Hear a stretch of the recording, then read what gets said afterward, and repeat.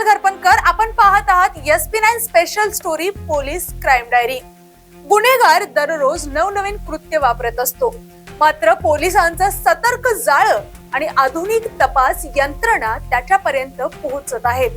आज आपण पाहणार आहोत एका अशा सोशल मीडिया फ्रेंड रिक्वेस्ट मुळे घडलेली लाखोंच्या फसवणुकीची घटना. मोबाईलवर एक सुंदर प्रोफाईल वरून फ्रेंड रिक्वेस्ट येते. तरुण रिक्वेस्ट एक्सेप्ट करतो. हाय, हॅलो, गप्पा सुरू होतात. रोजचं चॅटिंग सुरू होतं. व्हिडिओ कॉल सुद्धा सुरू होतो. विश्वास वाढला जातो. त्याला वाटतं त्याला खरी मैत्री मिळाली आहे, पण ती परदेशात राहते.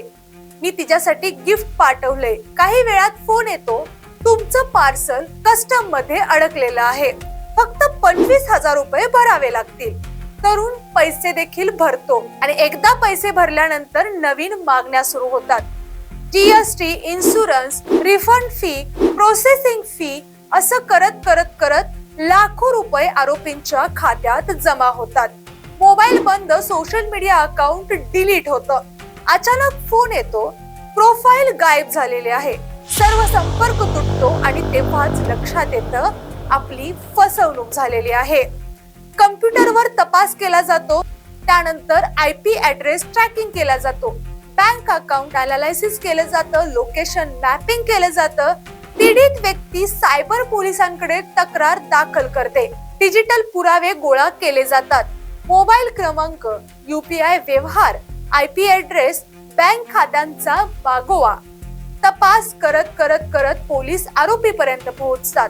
अनेक राज्यात कार्यरत असलेल्या सायबर फसवणुकीचं रॅकेट उघडलं होतं. अखेर आरोपींना अटक केली जाते. एका चुकीच्या निर्णयामुळे लाखोंचं नुकसान होतं. वेळी पोलिसांकडे तक्रार केल्यामुळे आरोपी गजा आड गेले.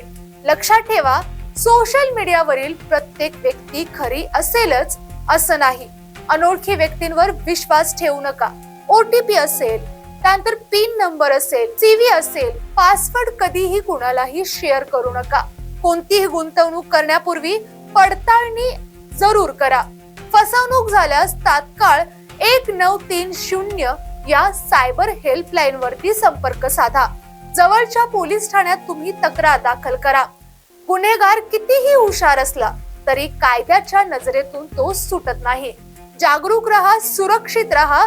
मी स्नेहल घरपणकर. पुन्हा भेटू आपण एका सत्य घटनेवर आधारित SP9 special story police crime diary मध्ये. सावध नागरिक, सुरक्षित समाज. धन्यवाद.